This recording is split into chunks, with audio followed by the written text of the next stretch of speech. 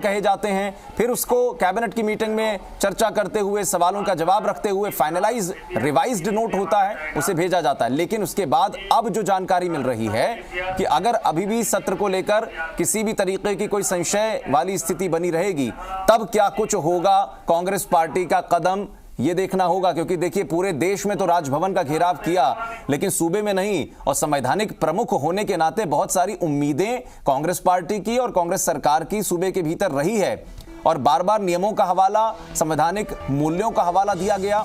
यह भी कहा गया कि कैबिनेट की तरफ से जो प्रस्ताव सत्र को लेकर भेजा जाता है उसको स्वीकारते हैं और उस पर अपनी अनुमति देते हैं राज्यपाल, लेकिन ऐसा यहां नहीं हो रहा है। शशि मोहन शर्मा हमारे साथ जुड़ गए हैं। शशि, क्या जानकारी आपके पास सत्र को लेकर, क्या मंजूरी अभी तक नहीं मिली है?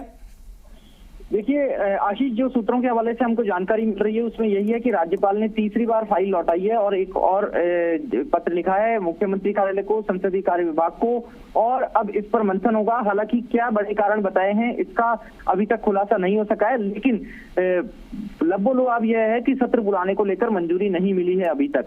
और आप देखिए कि आज सुबह ही राजभवन से खबर आई थी कि 15 अगस्त और 26 जनवरी को हर साल जो एट होम पार्टी होती है राजभवन पे राष्ट्रीय पर्व के मौके पर, वो 15 अगस्त की एट होम पार्टी रद्द कर दी गई है। उसके पीछे राज्यपाल के बयान के हवाले से कारण दिया गया है कि प्रदेश में कोरोना वायरस का प्रकोप बढ़ा है, मामले बढ़ रहे हैं। यह भी कहा गया है इस प्रेस नोट में कि 13 मार्च को जब विधानसभा की कार्यवाही स्थगित हुई थी, तब प्रदेश में 2 एक्टिव केस थे और चिंता जताई गई थी कि कोरोना के मामले बढ़ सकते हैं, ऐसे में विधानसभा की कार्यवाही स्थगित की जानी चाहिए।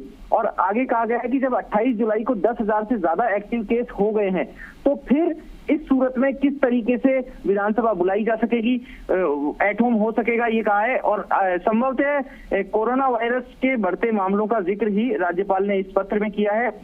यह भी हो सकता है कि ऑनलाइन वोटिंग का एक विकल्प संभवतः इस बार दिया गया हो। अगर ऑनलाइन कोई चर्चा करानी है किसी बिल के ऊपर, तो ऑनलाइन बिल रख दिया जाए, ऑनलाइन बहस हो जाए और ऑनलाइन ही बिल पर वोटिंग हो सकती है। ऐसे प्रावधान या सुझाए जा सकते हैं राजभवन की तरफ से। जी आशीष, लेकिन जहां तक शशि, बहुत सारी चूंकि गतिविधियां जब विधानसभा का सत्र बुलाया जाता है तो फ्लोर के भीतर जो अपनी औपचारिकताएं हैं वो पूरी की जाती हैं। आपने कहा कि ऑनलाइन एक व्यवस्था हो सकती है कि अगर कोई ऐसा बिल है जो बहुत जरूरी है, उसको ऑनलाइन तमाम सदस्यों को जोड़कर उनके बीच में रख दिया जाए, ये है उम्मीद। लेकिन जो जवाब फिर से भेज दिया गया है सवालों के साथ में, अब क्या आपको कोई ऐसे इनपुट अभी तक मिल रहे हैं?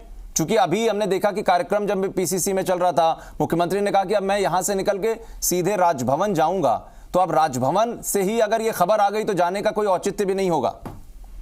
नहीं, देखिए मुख्यमंत्री के पास दरअसल पहले सूचना आ गई थी पत्र की, और इसमें उन्हें ये भी बता दिया गया था उनके स्टाफ की तरफ से कि राजभवन से मंजूरी नहीं मिली है। और उसी के बाद उन्होंने इस बात का फैसला किया कि वे खुद राज्यपाल से मिलेंगे। मुख्यमंत्री अशोक गहलोत पीसीसी से रवाना हो गए हैं, थोड़ी देर में राजभवन पहुंच जाएंगे और वहां राज्यपाल कलराज मिश्र से बात करके जानने की कोशिश करेंगे कि आखिर राज्यपाल की मंशा क्या है, क्या किसी तरह का दबाव है। जैसा कि मुख्यमंत्री लगातार कह रहे हैं कि संवैधानिक संस्था है, लेकिन केंद्र के या किसी और दूसरे पक्ष के दबाव में राज्यपाल को नहीं आना चाहिए। राज्यपाल भी ये लगातार कहते रहे कि वे किसी दबाव में काम नहीं कर रहे हैं। और जी चलिए शशि, आप बने रहिए, आपके पास आएंगे। एक छोटा सा ब्रेक का वक्त है, ब्रेक लेंगे। ब्रेक के उस पार भी लगातार ये बड़ी खबर, ये अहम खबर जारी है।